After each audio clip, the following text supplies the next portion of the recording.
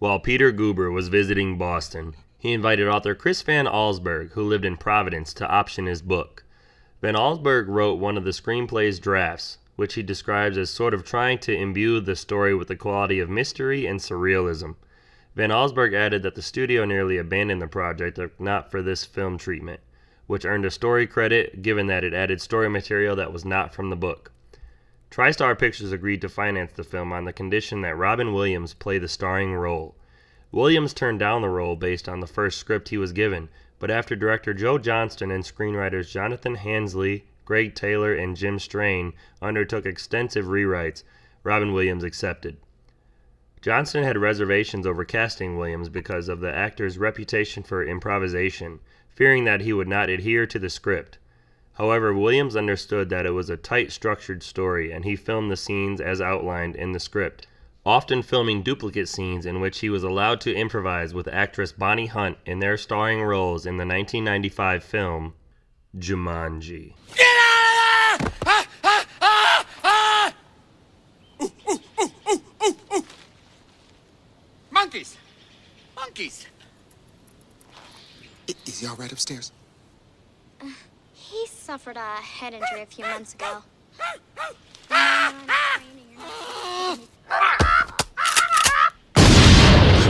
Let them fight. You're a wizard, Harry. You're gonna need a bigger boat. I'll be back. Death has come to your little town, Jim.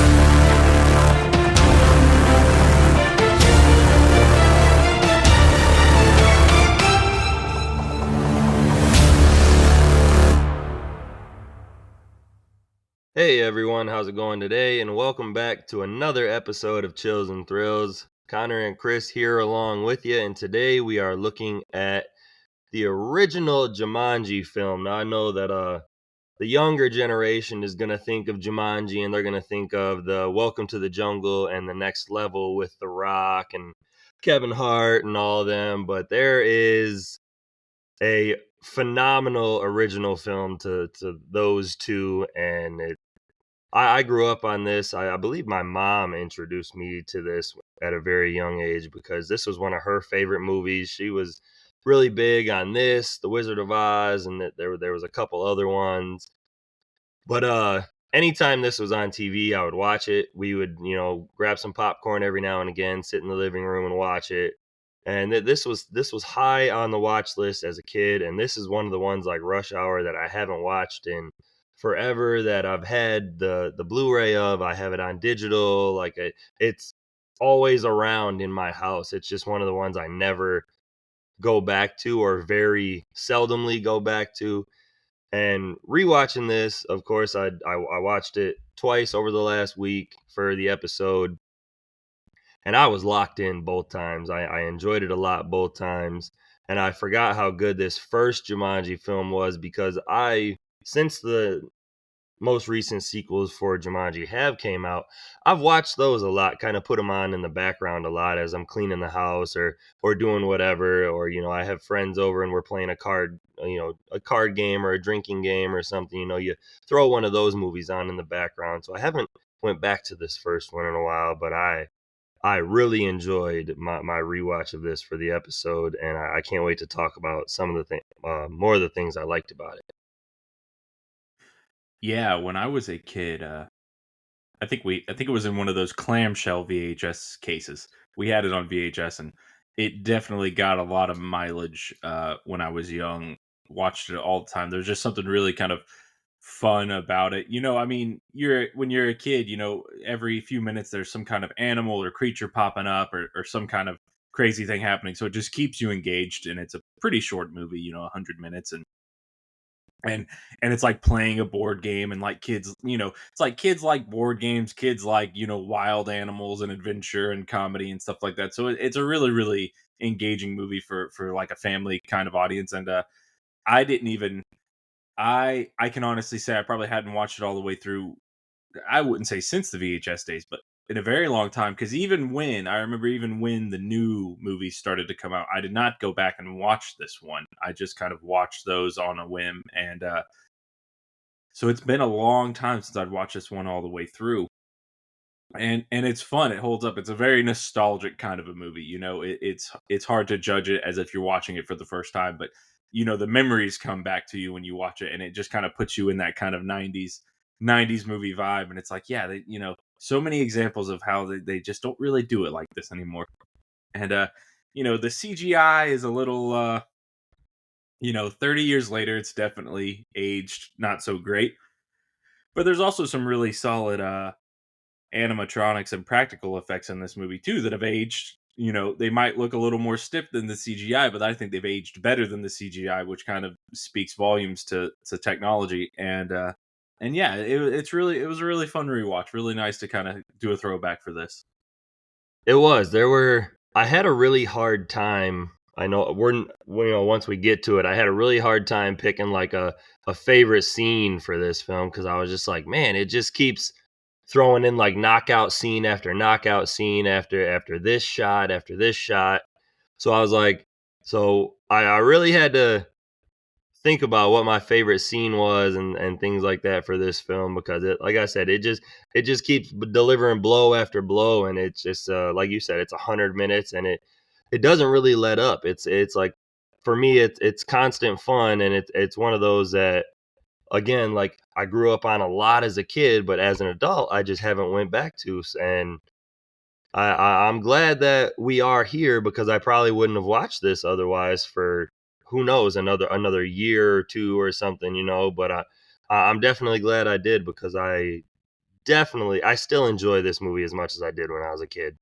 Yeah, it still has a lot of the charm that it had, and I think, and we weren't so kind to Jurassic Park 3, and this film has the same director, Joe Johnston, and I'm glad that he's got another movie that's a little bit more of a better example of what he can deliver, under better conditions. So, I'm glad that this is on here so soon after Jurassic Park 3. Absolutely. Why don't I'll give you some background on Jumanji before we get into a trailer and our plot synopsis for the film and then continue on. Let's do it. So Jumanji is a 1995 American fantasy adventure film directed, as Chris said, by Joe Johnston from a screenplay by Jonathan Hensley, Greg Taylor, and Jim Strain, based on the 1981 children's picture book by Chris Van Allsburg. The film is the first installment in the Jumanji film series and stars Robin Williams, Kirsten Dunst, David Alan Grier, Bonnie Hunt, Jonathan Hyde, and Bebe Neuwirth. The story centers on a supernatural board game that releases jungle-based hazards on its players with every turn they take. Jumanji premiered on December 10th, 1995 in Culver City, California, and went into general release on December 15th. The film received mixed reviews from critics but was a box office success, becoming the 10th highest grossing film of 1995.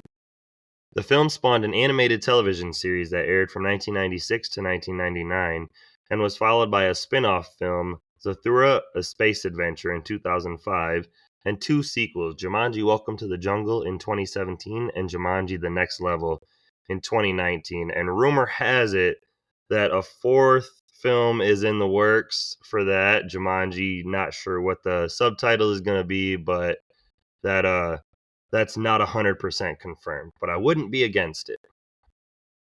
Yeah, you certainly think that it needs to happen.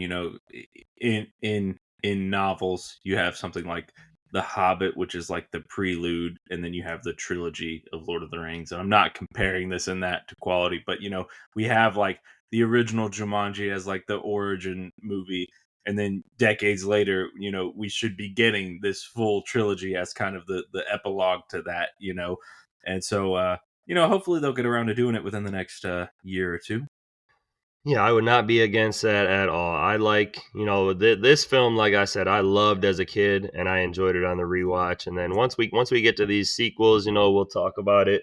But I like both of these sequels for these films. They're fun, they're entertaining. I liked all the characters and stuff like that. But I mean, and all these films have made money. So I mean, I wouldn't be against a fourth film at all, especially, one that we can add and talk to it right here on the chat like we do these other three. Yeah, bring Kirsten Dunst back. Yeah, no kidding. Why don't I go ahead and get into a trailer for Jumanji? We'll get a plot synopsis read off, and then we'll come back with some numbers, some fun facts. I got some good ones there, and then we'll get into our favorites category on the film. Sounds good. I'm glad you decided to buy this place. I'm sure that you and your kids will be very happy here. Every house has secrets. Everybody in town thinks the place is haunted. But what happened in this house Little Alan Parrish. He just vanished about 25 years ago. is a mystery that began a long time ago when Alan Parrish was just a young boy who made an incredible discovery. Jumanji. You wanna play? Alan, look. In the jungle, you must wait until the dice read 5 or 8. What's happening here?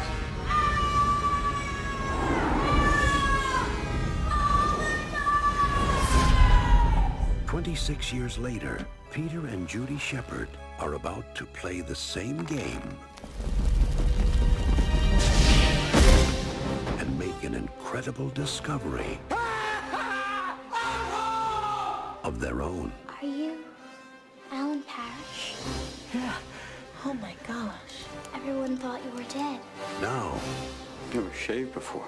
they must roll the dice You're playing the game I started in 1969. I'm gonna have to play. and finish the game together. It's not my turn. Whose turn is it? Sarah Whittle? Alan. 26 years ago, we started playing a little game. Whoa, God, no! Alan, I have spent over 2,000 hours in therapy convincing myself that this doesn't exist. Everyone knows. Sarah, we're all gonna sit down. We're gonna finish it.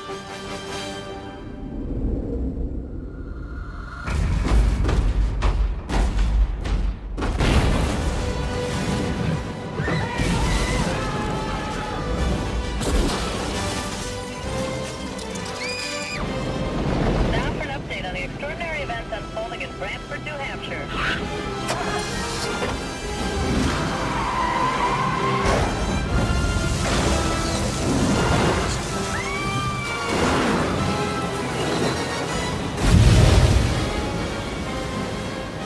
TriStar Pictures presents Robin Williams,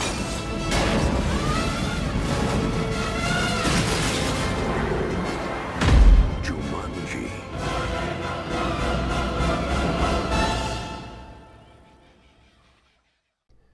In 1969, Alan Parrish lives in Brantford, New Hampshire, with his parents Sam and Carol. One day he escapes a group of bullies and retreats to Sam's shoe factory. His friend Carl Bentley reveals a new shoe prototype he made himself. Alan inadvertently damages the shoe after misplacing it on a conveyor belt, but Carl takes responsibility and is dismissed from the job. After the bullies accost Alan and steal his bicycle, Alan follows the sound of tribal drum beats to a construction site, where he finds a board game titled Jumanji, which was buried 100 years earlier, and he brings it home. That night, after a disagreement with Sam about attending a local boarding school, Alan plans to run away, just as his friend Sarah Whittle returns his bicycle. Alan shows her the board game Jumanji and invites her in to play. With each dice roll, the game pieces move by themselves, and a cryptic message describing the roll's outcome appear in the crystal ball at the center of the board. After Alan inadvertently rolls, a message tells him to wait in a jungle until someone rolls a 5 or an 8 and he is sucked into the game. Shortly after, a colony of bats pursues Sarah out of the mansion. 26 years later, Judy and Peter Shepard move into the now vacant Parrish mansion with their Aunt Nora after their parents died in an accident the previous winter on a ski trip in Canada. Judy and Peter begin playing Jumanji after discovering it in the attic. Their roles summon giant mosquitoes and a troop of monkeys. The game rules state that everything will be restored when the game ends, so they continue playing. Peter rolls a 5, releasing a lion and an adult Alan Parrish. While making his way out of the mansion, Alan encounters Carl, now working as a police officer. At the abandoned shoe factory, Alan, Judy, and Peter discover that Sam abandoned the shoemaking business to search for his son up until his death in 1991. Eventually, the factory's closure sent Brantford into economic decline. Realizing that they need Sarah to finish the game, the three locate Sarah, who is haunted by both Jumanji and Alan's disappearance, and they persuade her to join them in finishing the game. Sarah and Alan soon take their next turns, with the latter's releasing a big game hunter named Pelt, whom he first met in the game's inner world. The next roll summons a stampeding herd of various animals, including several pelicans, which one of them steals the game. Peter helping retrieve it, but Carl arrests Alan. As the stampede wreaks havoc in town, Pelt steals the game. Peter, Sarah, and Judy follow Pelt to a nearby discount store and battle him to reclaim the game, while Alan is released after revealing his identity to Carl. Upon returning to the mansion, the quartet release one calamity after another until Alan drops the dice and wins the game, which nullifies everything that has happened as a result of the game. Alan and Sarah return to 1969 in time for Alan to reconcile with his father, who assures him that he does not have to attend boarding school. Alan also admits his responsibility for damaging the shoe in the factory, and Carl is rehired. Remembering the game's events, Alan and Sarah throw Jumanji into a river and share a kiss. In Christmas 1994, Alan and Sarah are now married and expecting their first child. Alan's parents are still alive, and Alan is successfully running the family business. Alan and Sarah meet Judy, Peter, and their parents, Jim and Martha, for the first time during a Christmas party. Alan offers a job to Jim and convinces them to cancel their ski trip, averting their deaths that happened in the previous timeline. Meanwhile, on a beach, Jumanji is seen lying partially buried in the sand. Two French-speaking girls hear the drum beats from the game as they head towards that direction as the screen fades to black. Did you ever watch Zathura? No, I hadn't even heard of it. Me neither. And I remember it was one of these weird things where, like, the posters and some of the previews would always say things like, from the world of Jumanji, or from the author of Jumanji. But it always seemed to be this thing where it was like, I think in the story or the book or whatever that the Zathura is based on, I think it shows like the Jumanji board game on a shelf, and then the kids don't pick that and they pick Zathura instead. But I'm pretty sure the movie itself doesn't really include any direct or overt references to Jumanji, because I'm pretty sure it was like a different film. No, okay, so it was Sony, so I mean, I guess they would have had the rights to, but I don't know if, I mean, I never saw the movie, but I don't think the movie itself, like, I think they don't play up the connections in that movie. I don't think there's anything that they do that really links it or connects it. So it's like this weird thing where it's like, it's kind of there, but not really. It's just that it's got the connection from the same author or whatever.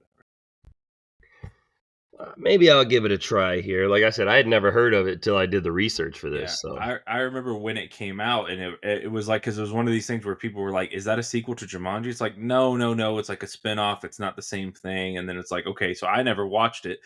But I mean, a lot of people said that it was quite good. I mean, Jon Favreau directed it, and then he went on to direct, Iron Man and plenty of other great movies. So I mean, different people say different things, but I mean, maybe it'll be worth watching one of these days. Or, with our luck, the fourth Jumanji movie will bring in characters from Zathura and some big crossover thing, Yeah, I'm not against it. I'll have to see if it's on anything and give it a see if peek. it's any good. Yeah. See if it's any good. Why don't I rattle off some numbers here for you, Chris, and we'll run through these.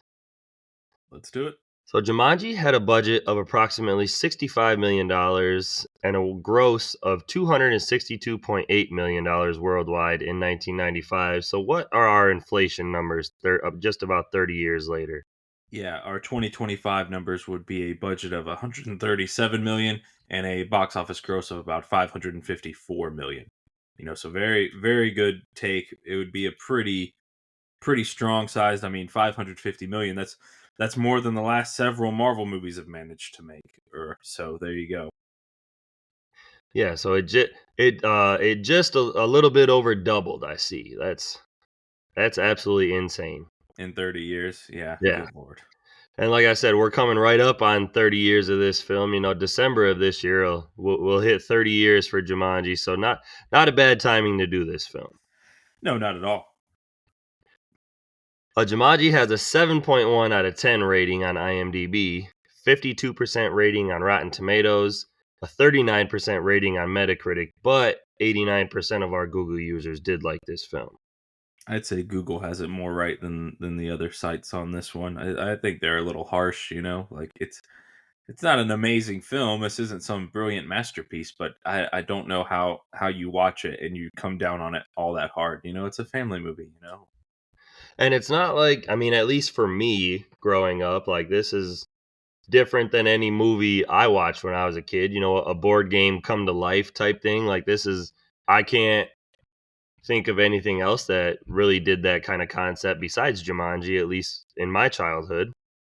Yeah, and it was a lot of fun. And people have talked on the internet about how Jurassic Park came out in '93, and the sort of successors and not rip-offs, but when a movie like that becomes the biggest movie ever, it kind of inspires a lot of different other realms of entertainment. And people talk about how one path of the Jurassic Park descendants kind of just became the schlocky sci-fi channel creature feature movies, with a dinosaur or a dragon or this or that, and that's what led to things, like Anaconda and maybe Deep Blue Sea, and then there's the path that sort of was like, oh, these high concept, big budget blockbuster creature features, and that's how you get like the remake of Mighty Joe Young and Godzilla, and they were going to remake King Kong in the '90s. That's like one path that came from Jurassic Park.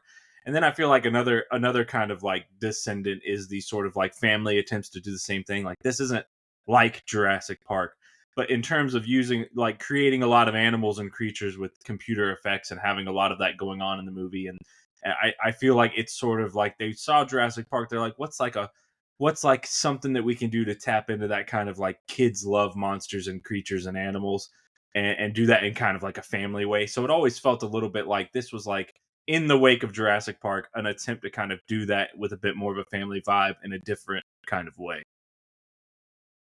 Absolutely. Absolutely. I 100% agree with you. That is all I have for numbers here for you. Though, like I said, we'll run through those. That was short and quick, but I do have some good fun facts for you here. If you like, I'll dive right into those bad boys. Yeah, go for it.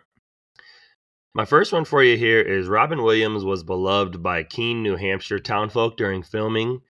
He was even presented with the keys to the city by Keene's mayor in 1994. And after his death in 2014, Keene residents crafted a makeshift memorial of flowers and candles below the Paris Shoes sign and even organized a public screening of the film Jumanji. Wow, that's very nice. That's a very nice fact to hear about. That's lovely. Yeah, I thought that was a pretty nice tribute. Yeah, it's a nice gesture. My next one for you here is the rhino that was lagging behind the stampede in one scene was actually an animation error. It was a different frame rate that was left in but enhanced with wheezing sounds to give the rhino some personality. That's fantastic. I feel like those whenever it's always funny the kind of moments in older films that just kind of spur up out of being like happy accidents. And you wonder nowadays with the way things are done, so much CGI and just so much, pre gaming the animation or just doing so much of it in the computer or on the fly or whatnot. You wonder if modern movies just have less room for things like that to happen and create these like unique, great moments. It is, and I had fun learning that because I thought that was put in purposely to give like the crowd a laugh, and learning Yeah. that it was a mistake, it still gives me a laugh, but that it was a happy accident, I enjoyed that. Yeah, it feels like something that would be a very deliberate gag, and it's like as you watch it, it feels so on purpose. It feels like it's so intentional, and then so it's like it's fun to hear that it's like no, it was an accident and they ran with it. That's just good instincts. Absolutely, I love it. I had fun with that. The Jumanji board game was very popular throughout the years, to the point where a screen-used board game from this film was sold in 2014 for just under $61,000 on eBay. Oof. So what would that be today? Probably $100,000 on eBay. Yeah, if it was 60, oh my goodness, yeah. When did it sell for 60,000? 2014. Oh man, yeah. I mean, you're pushing 100K for sure. Good lord. For a board game. Granted, It's a historical board game for being in this Yeah, I film. I'll feel give like you if they that. I feel like if they mass produce a more or less quote unquote replica version of exactly the kind you got in the movie, if they like mass produce that, I feel like that thing would sell some units, you know? Yeah, probably. I mean, I've always Like get wanted to buy. like have the magnetic pieces that can just slide across the board and don't knock over, you know, do stuff like that. Yeah, what do you mean the game thinks? No, it Yeah. thinks you Yeah. rolled. You could have a little display in the center where it would show like the questions or whatever, you know, the riddles and rhymes and whatnot. Like you could really go wild with it if you wanted to. It would be pretty legit. I mean, with today's technology, you might be able to get away with that. You could totally do it. My next one for you here is that while on the Jay Leno show promoting this film, Robin Williams said that the visual effects, some are computer generated, but a lot of animatronics, which are like Muppets on steroids. One day I was wrestling this crocodile and I hit it on the head, and all of a sudden from inside I heard, "Hey!" There was a guy inside going, "Hey man, it's Tim." And he hit him on the back of the head while he was inside the crocodile. That's great. That's fantastic. I think the animatronics, for 95, they don't look terrible in this film, but I do say they're a little aged. They're a little aged. Yeah, there's some aspect of them look a little stiff, a little rubbery. But you know, like for example, the lion, there are some shots where it feels very sort of stuffed animal, but then there are some where it's the animatronic clearly, and its facial movements and like expressions are kind of like surprisingly naturalistic. It's not every shot; it looks better in some shots than other shots, but there are some moments where the animatronics really shine. I think some of the Vine animatronics are really solid, you know. So it has its moments for sure, and I think as a whole, the animatronics hold up better than the CGI. Yeah, I agree with you on that one as well. My next one for you here is when the monkeys are charging down the street and stop in front of the AV store to watch the TV. The scene played on the TV is the flying monkeys attack from The Wizard of Oz from 1939. So I thought that was funny. Again, that's just good instincts. It is good filmmaking. Like, you see these monkeys and they're wreaking havoc, and you got a movie in the background that they're watching where they're wreaking havoc as well. It's good timing, and it's like you said, it's good thoughts. Mm-hmm. All right, here's where I'll get into quite a few of our conversation pieces for what could have been, for who would have starred in this film. Oh, is that going to be the conclusion of the fun facts? Some of them are. I got I got like 6 or 7 left. I mean, you can feel free to shout one out. Okay. Well, I'll just throw one out there at the end then when we're done. Okay. My next one for you here is that Scarlett Johansson auditioned for the role of Judy Shepard in this film. Oh man, that would have been. I mean, Kirsten Dunst is great in it, but I mean, everyone likes Scarlett Johansson, so I mean, that would have been a great thing to see. You know, that would have been to see like young Scarlett Johansson in this movie. That would have been wild. Yeah, I think either, with either actress that we get, if Scarlett would have done this or, keep it the way it is with Kirsten, I think they knock it out of the park either way. Yeah, and maybe that could have led to a world where Scarlett Johansson was Mary Jane Watson. You know, maybe that I don't know if the age completely 100% lines up, but I think so. Like if Kirsten Dunst aged from this to Spider-Man enough to be Mary Jane, then certainly Scarlett Johansson would have, and so Now that's an alternate reality. Yep. I would have liked to live in that one. Bruce Willis was considered for the role of Alan Parrish, but due to him shooting Die Hard with a Vengeance, he was unavailable. Oh man, that would have. That's a casting that would just give you a whole different kind of movie. This becomes something very different if it's Bruce Willis instead of Robin Williams. Yeah, some of these are gonna. I have 2 longer ones for the castings, but some of these you are gonna make you scratch your head, and other ones you're gonna be like, man, I wish we got that. So that's why I love doing these ones. Gotcha. Tom Hanks was the first choice to play Alan Parrish, but declined due to his commitments to Apollo 13. Oh, well, I mean, I can absolutely understand why he would do Apollo 13. Yeah. That movie is a classic. But see, that's an example though where it's like if you have Tom Hanks instead of Robin Williams, I think you still generally have the same tone and style of movie, because Tom Hanks, like with Big and stuff like that, he's done that kind of like man-child thing, and that Robin Williams kind of does in this movie, and so I think that wouldn't have been a huge change to what the movie was overall. But like with Bruce Willis, it's like that feels like you're getting a little bit more of an edgier, more serious performance from him. It's hard to imagine Bruce Willis doing like the family comedy role, like especially like in this age when he's doing Die Hard, so Bruce Willis would have been a different kind of movie, but I think Tom Hanks would have been more or less like the same kind of movie, just with the Tom Hanks vibe instead of Robin Williams. Yeah, I could see that. Tim Curry had discussions for the part of playing Van Pelt in this film. Oh, that would have been fun. Tim Curry is a good character actor. That would have been really fun. He is. I like him in a lot of the things he's done.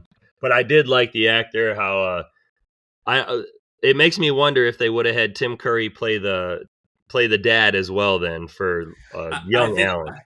Again, I don't know for sure, but I'm assuming that was always the plan. That the plan was to have the father and Van Pelt played by the same actor to kind of like visually really hammer home like the theme of the movie. I wouldn't have been against that. Like I said, I like Tim Curry, but I also like the dad that we got in this film. I like the actor. He's been in other things such as like the Mummy with Brendan Fraser and other films. So I like. You're right. Oh man, I didn't make that connection. I'm a huge fan of the Mummy, and there was something very familiar about this guy. I was like, I don't know exactly where I've seen him from, but you're exactly right. He's in the Mummy. That's a great movie connection. That's awesome. Yeah, every time I watch this or the Mummy, those are the two the two connections I make for that character. I don't know a lot that he's been in, but I definitely love him in this film and the Mummy. Yeah, when you're done with the fun facts, I have another kind of wild casting connection. That's the fun fact that I'm going to throw out if you don't include it. It's kind of a random one, but for years I didn't know why a certain character in this movie looked so familiar, and then I found out what other movie they were in.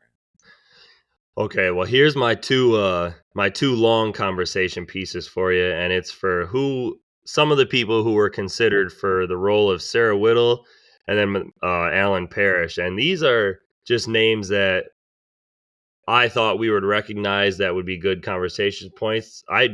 There were probably 15 for Sarah Whittle and probably 30 for Alan Parrish, and I kind of knocked them down a little bit. Good Lord. I mean, yeah, at that point, who aren't you considering for the role? So I chose kind of the base ones that we would know, but Kim Cattrall, Jamie Lee Curtis, Julia Roberts, Jodie Foster, Sandra Bullock, Madonna, Demi Moore, Meg Ryan, Sharon Stone, Jennifer Tilly, Joan Cusack, Helen Hunt, and Julianne Moore were all considered for the role of Sarah Whittle. Oh, man. Julianne Moore, you said Jennifer Tilly. It's like, that would have been great, too. There's some of those that sounded really good. Some of them just sound like the generic, like, what, Julia Roberts, Sandra Bullock. They could be in anything. Like, I feel like they're interchangeable, like, but some of those, like Jamie Lee Curtis would have been wild, and Jennifer Tilly, like, I'm a fan of horror movies, so Jennifer Tilly or Jamie Lee Curtis would have been a lot of fun to see someone from Halloween or Chucky in that role. Because I don't love the Bonnie Hunt as that character. Like, it's not some like mind blowing like standout thing. It's like, not to be mean, but it feels just kind of like generic. Like, you could have gotten a lot of people to play that part. But it, like, you get a Julianne Moore or Jennifer Tilly or a Jamie Lee Curtis, and it's like, yeah, that would have worked quite well. I think it would have stood out and brought more to the table. Well, and it's I with some of these names, you just think that they're trying to get a cash grab out of their name, like, oh, this person is in this movie, so come and see it, type thing. Yeah, get a little bit of star power, but still, I wouldn't have minded. No, not at all. So here, give me a second while I take a big old deep breath on this one for who could have played Alan Parrish. All right. I'll rattle these off, and then if you need me to repeat some of them, I'll go through them, because this is, like I said, maybe go like 3 or 4 at a time, and then we'll see if we've got something to say about any of those, and then you can move on. All right. So for the role of Alan Parrish, Tim Allen, Dan Aykroyd, and Jeff Bridges. Gosh, Tim Allen and Dan Aykroyd would have been fun. Jeff Bridges, I don't think so. I don't know too much of what he's been in besides what is it, the 76 King Kong? I don't really know. He's in Tron, and he's the bad guy in Iron Man, and Oh, okay, yep. he's the Big Lebowski, you know. See? The Big Get your life Lebowski and together. Iron Man I have seen, so Yeah. good on you for bringing those up. And Tron, man, you got to watch the Tron movies. I know, I'm slacking. I keep putting the knife in your back, I'm sorry. Yeah, I know. Well, I mean, Tron's not. I mean, Tron's not that amazing, but I mean, it's kind of one of those things where it's like, well, everyone's got to watch them at some point, you know. Well, here, Alec Baldwin was also considered, Bruce Campbell, Nicolas Cage, Chevy Ah, Chase, and Bryan Cranston. Dude, Bryan Cranston, really? He was kind of like young in the game back here. Yeah. Well, like younger. That would have been fun just because I like Cranston, but also Bruce Campbell would have been really cool because Bruce Campbell's awesome. You know, like everyone likes Bruce Campbell. It would have been awesome to see him in a movie like this.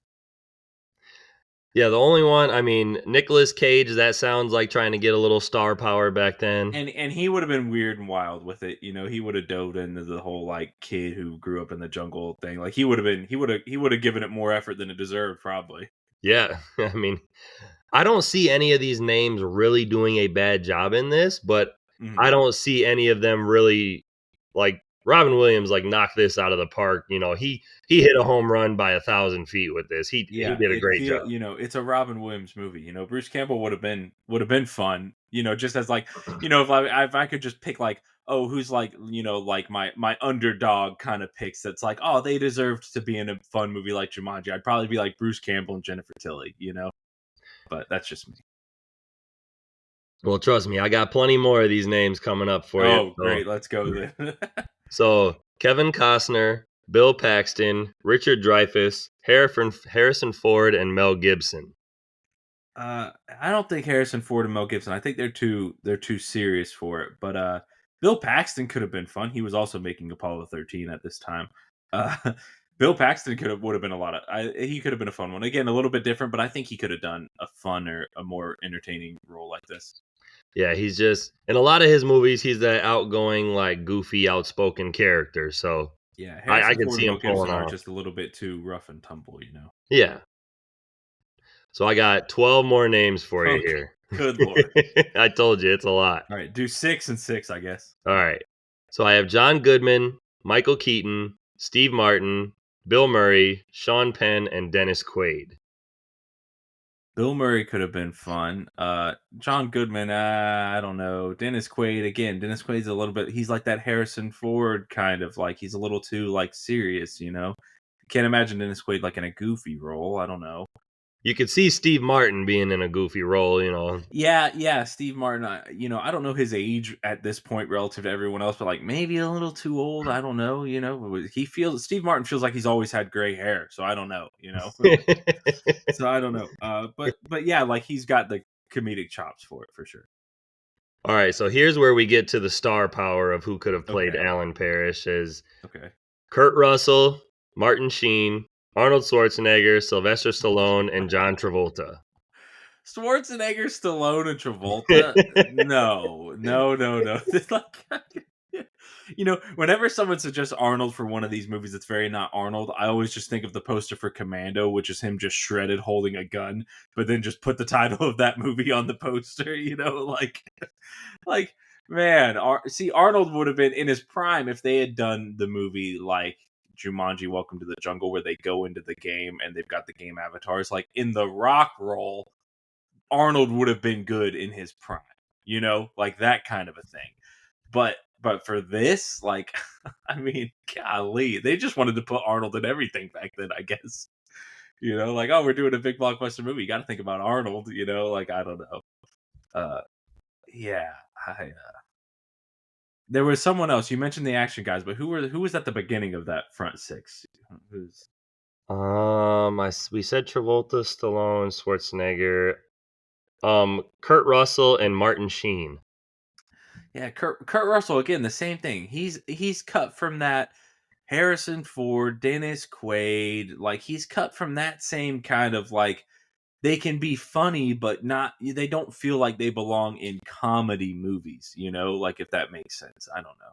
Yeah, I know exactly what you mean. You're not used to seeing the big action star playing in something like, I mean, this is kind of comedy action adventure, so I mean, I could see it.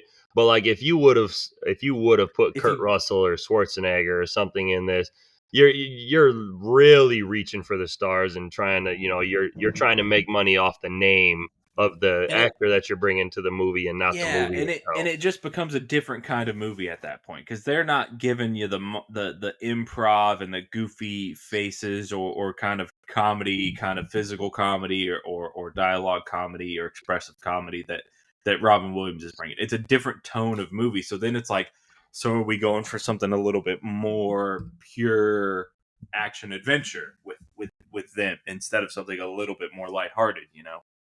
Exactly, exactly. So my last one for you here, before I let you rattle off, is Robin Williams was forced to turn down playing in Batman Forever from 1995 in order to do this film.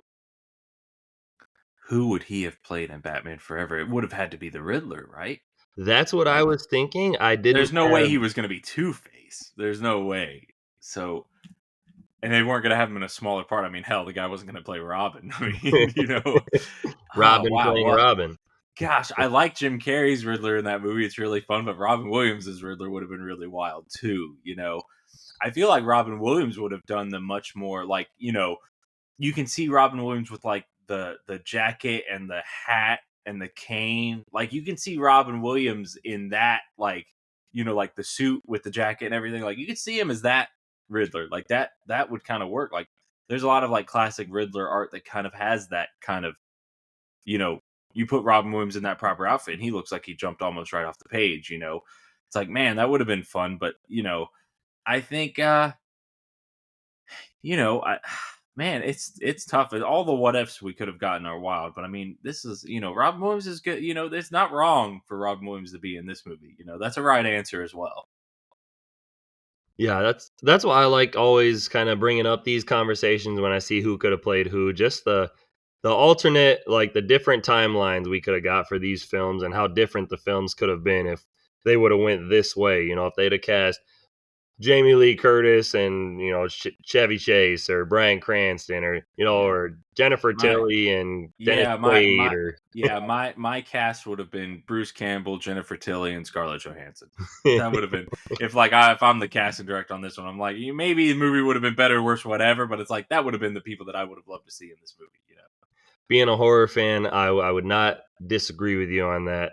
Not at Yeah. all. So what did you have for me on Oh yeah. Jumanji? So the actor who plays young Alan Parrish is you know, his name is Adam Han Bird, and the whole time I'm watching this, I'm like, what have I seen him in, or why does he seem familiar? Like, what about him does I feel like? But like, that's not this movie.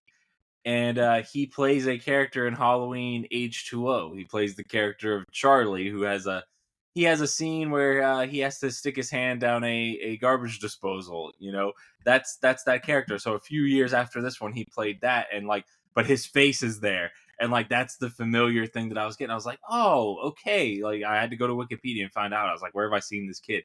It's like, oh, a few years later, he's in a Halloween H2O, and I watched that a ton as a kid, and I never made that connection because I always thought he looked familiar in that movie too, but just in a vague way. And it's like, yeah, that was him. So that's a fun little cast connection. That is. I didn't make that connection either at all, and I watched the Halloween films religiously as a kid all the time. It wasn't just during Likewise. spooky season. Yeah, likewise. Every summer break was movie time. Literally. At least one a day. No. hmm Yeah, I like that. That's a good connection. I'm glad you brought that up because I did not see that. I did not hmm notice that in the film or in Halloween H2O later on. So that is all my fun facts for you on Jumanji. There were a bunch for this film, but I wanted to do the connections to who could have played who and who the casting options were and stuff. I like going down that road. But for Jumanji, I'm probably pretty sure I know what the answer is. There's not very many, but who is your favorite character in the film? Oh, I mean, it's Alan Parrish. That's not up for debate. Robin Williams kills it in the role. You know, it's just he's perfect in the role as all these other what ifs and who could have been. it's fun to think about, but Robin Williams is the guy. I 100% agree with you. There's not a lot of films that I've seen Robin Williams in that I don't like, or that, like, that there's just so many films that he's in that I did like as a kid. I watched as a kid. I grew up on, this being one of them. So, like, he's easily the most standout character, especially when he first pops up in the film and it, like, gets out of Jumanji. And from that point on, he stands out. He's got the most quippy lines, and he's just an absolute fun. Like, he's just a bag load of fun in this film, and he makes the movie. I mean, like we said, like, there's other acting choices, but I think we got the best one with Robin Williams portraying the adult Alan Parrish. So Yeah, and I remember, so much of the skepticism and eye rolling about a new Jumanji movie was due to the fact that generally everyone's opinion was like, look, if you don't got Robin Williams, this thing isn't going to work. That's what everyone's opinion was before those movies came out. Everyone was the knee jerk reaction was to assume the worst, like, oh, this is Hollywood digging up another old movie for a cash grab, and it's just not going to be nearly as good. And then when they said, like, oh, it's going to be a video game instead of board game, everyone's like, oh my gosh, give me a break, that sounds so dumb. A lot of skepticism heaped at the new Jumanji movies, and a lot of it kind of started with, if you don't have Robin Williams, it's not going to work. And sadly to say, as much as I like The Rock and Kevin Hart and Jack Black, and, like, I seen those trailers coming out, and I was just like, like, are they, like, I was one of those people that was wondering, like, is this just a cash grab, or are, like, you gonna do Alan Parrish's character justice? Is there gonna be, like, a call out to him in the film, like, or are you gonna piss fans off and ruin this franchise?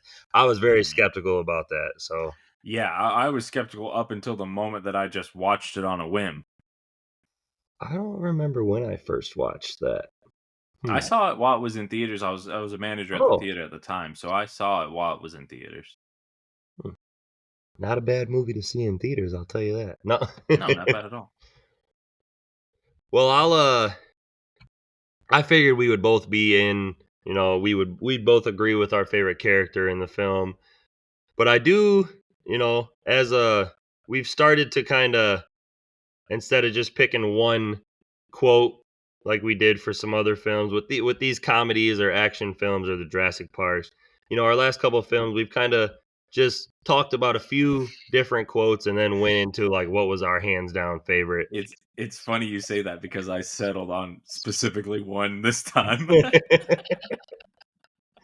Well, I got a couple I'll rattle off. Yeah, no, for that's you. fine, because I mean, there's a lot of great dialogue, but I picked one because it's kind of a big piece of dialogue. All right, do you want to dive into that first, and then I'll give some Yeah.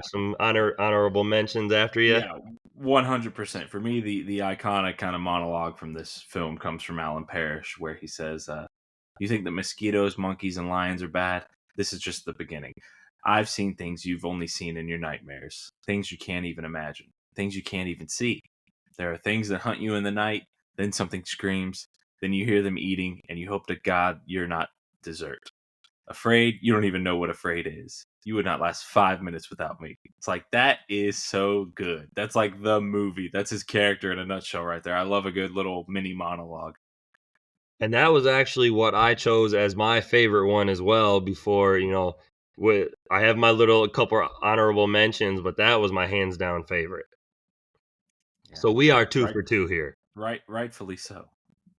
My honorable mentions I had were just a couple.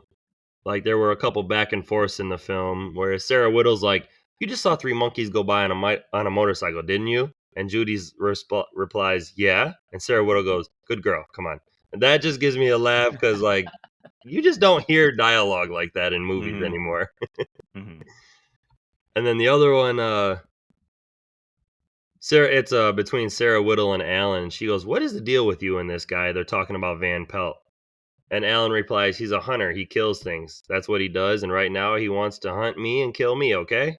And Sarah goes, "Why you?" And he goes, "Why me? I don't know. Everything about me he finds offensive. You think it'd be a waste of his time. Maybe he needs something for his wall, a parish. Something to go between Penguin and Partridge." And Sarah Whittle replies, well, have you ever thought about just sitting down and talking about your differences? And Alan goes, what are you, crazy? The man has a gun. Yeah, exactly. Yeah, That gave me, on the like rewatch, that gave me there's the hardest laugh of yeah, the entire film. there's no conflict resolution here. No, and like we said about the Rush Hour movies, how it's just a quick, there's no cuts, it's quick back and forth. Mhm. It's like that with them right there, and that gave me a good laugh while I was watching. And then there was a little emotional one that I liked when Alan goes to the factory and he can't find, I don't know if it's like a bum who's living there or in the factory, but Alan's asking about what happened to the factory and where his dad is, and the guy at the factory kind of just looks at him and replies, well, when his kid ran away, Sam put everything he had to find him. His time, his money, everything. After a while, he stopped coming to work. He just quit caring. I don't think anybody loved his boy more than Sam did. And that's kind of like a reality check for like Mhm. adult Alan Parrish, and I liked that one. But my favorite one was the one you mentioned, but I liked those three for what they were in the film. Yeah, those were all great lines of dialogue that really kind of, there's, like I said, whenever we talk about these older movies, I always say like there's something efficient about the way they're put together. Like you had a lot of really people reading the script and kind of refining the script and trying to make it like, you know, tightly put together. It wasn't just sort of, well, I think a lot of movies nowadays are barely working with scripts. They're working with parts of scripts and patchworks of scripts and rough drafts of rough drafts and revisions of revisions. So you don't ever have like, here's the script. Let's look at the script and let's try and make it a little bit more fine tuned. You don't have a screenwriter coming in with like a done draft. It just doesn't seem like that's how movies get made anymore. But then that's how every movie's like 2.5 hours, and it feels like they're just stretched so thin and they're just padded. And it's like, yeah, back in the day, like you could make an efficient movie that could get through character development and exposition and setup and get to the main plot and not feel like it was moving slow, and but also not feel like you were being gypped of any content in like a 90 to 100 minute movie. And I think it's like a lost art form. I don't know. Yeah, I don't need, like you said, if you give me some solid character development, some solid like an action scene or like a couple heartfelt scenes, depending on what kind of movie you're making. If you're making a 90-minute horror movie, give me some good chase scenes or some high tension like sequences or something like that. Give me 90 to 100 minutes. I don't need a movie that's 2 hours and 30 minutes or 2 hours and 45 minutes to dive deep into character development and stuff. If you keep it like quick and give me some solid characters and stuff, you can do exactly what Jumanji did here with 100 minutes. 100%. All right, so since you went first for character and quote, I'll give you my favorite scene in the film, and it was Alan Parrish's or Robin Williams' first appearance as a adult Alan Parrish, and it's we're kind of introduced to the lion like, and that comes out of the board game, and then we get Alan Parrish kind of saving the kids. I don't know if it's intentionally or unintentionally, but he does. And like he's looking for the kids, like going through the house, and like he opens the closet door and the kids scream and he screams right back. He's like, ah, like just like, and him like asking the questions of like what year it is, and like the whole scene of like just him like being introduced to the film, as Alan Parrish with like him shaving. And I know that it's probably like a 10 or 12 minute sequence that's like my favorite, where he's reintroduced to Carl, and like I said, he asks what year it is, and Carl thinks he's talking about his car, and it's a whole perfect sequence to show that this guy has been trapped in a game, like in a completely different like world, or like a game world, for 26 years, and he just came back to reality.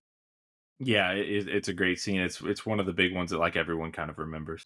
Uh, I picked for my favorite scene. I went with the final standoff with Van Pelt and Alan Parrish, and just when he drops the dice for the final roll of Jumanji, and they milk the moment so well, just waiting for that final dice to stop rolling, just to land so it completes the turn.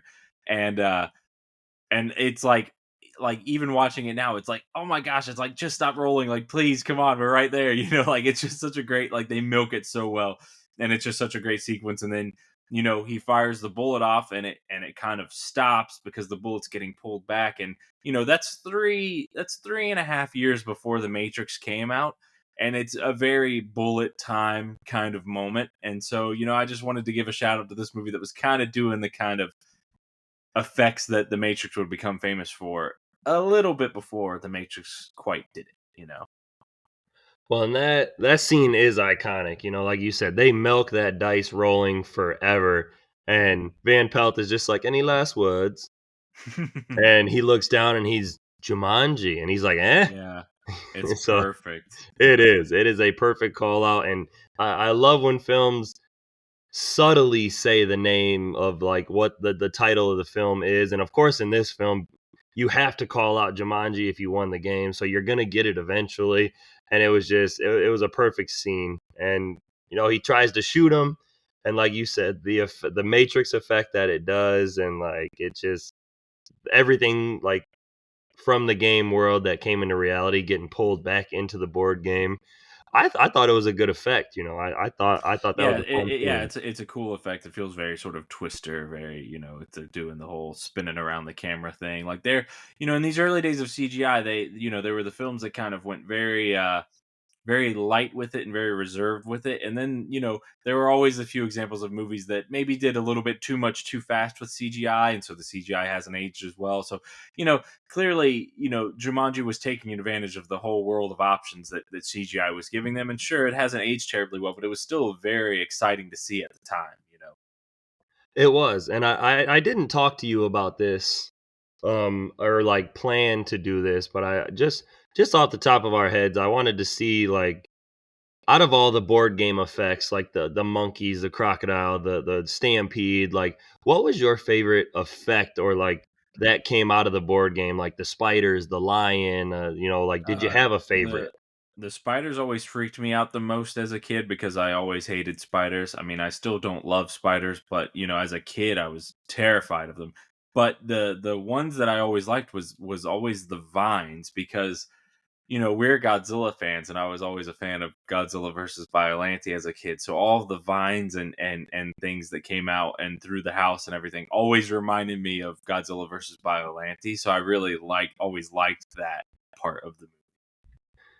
And that we are absolutely in agreement there. I liked the vines when they took Carl's car and kind of crushed it in half, and he's like, "Fine, take it." Yeah. But the other one I wanted to mention was I can't remember exactly what it was called in the film, but it was the big yellow flower that Okay. with the vines that kind of started. It was attacking Peter and like grabbed his Mhm. foot and like pulled him under the carpet. I thought that Yeah. was a really fun effect while they did that. So I wanted to, Yeah. All of the plants and greenery effects were really fun. yeah, absolutely. The monkeys, the CGI hasn't aged as well, but I mean there's a lot in this film. The stampede looked cool.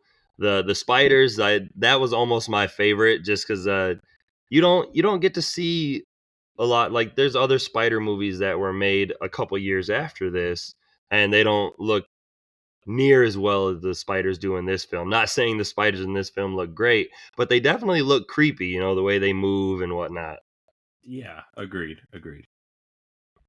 So I just wanted to rattle your brain for that for a second, but that is all I have on our favorite categories for this first Jumanji.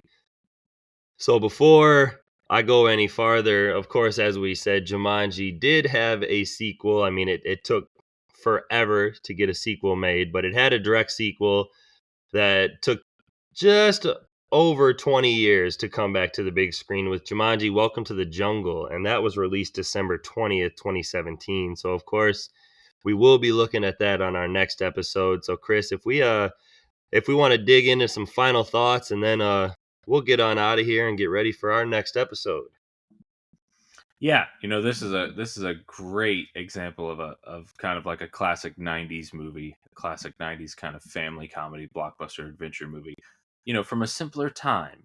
Back when everything wasn't franchised out and everything didn't feel super super sort of Hollywood and commercialized. As much as you may like or dislike the next two Jumanji movies, there's something a bit more I don't know if wholesome's the word, but a bit more sincere about this movie. It just feels like it was meant to be one good movie and not necessarily something that was going to be sequelized or seem trendy. You know, it seems kind of earnest, sincere, kind of straightforward.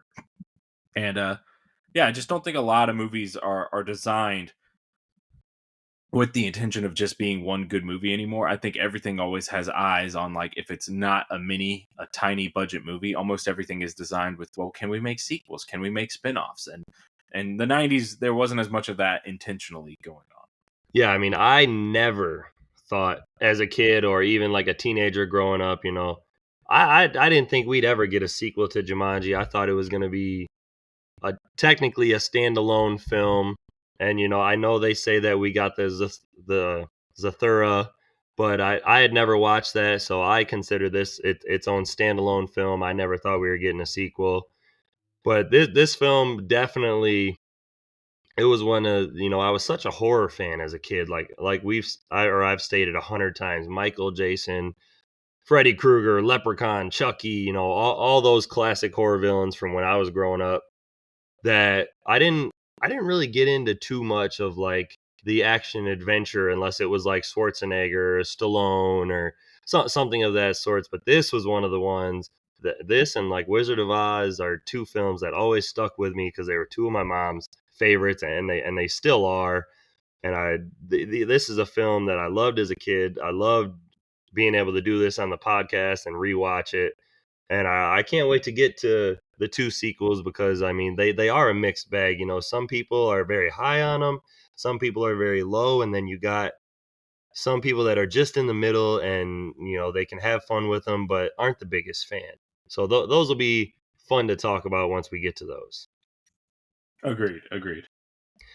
So before we get out of here, of course, I will thank you for joining me. And you know, this one was fun. I didn't know how much we'd have to say about this first Jumanji. It's a classic, but I mean, it was definitely, it was fun while we took the time to dig into this film that's 30 years old this year.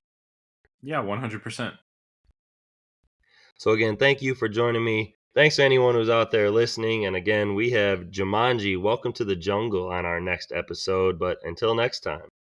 You think monkeys, mosquitoes, and lions are bad? That's just the beginning. I've seen things you've only seen in your nightmares. Things you can't even imagine.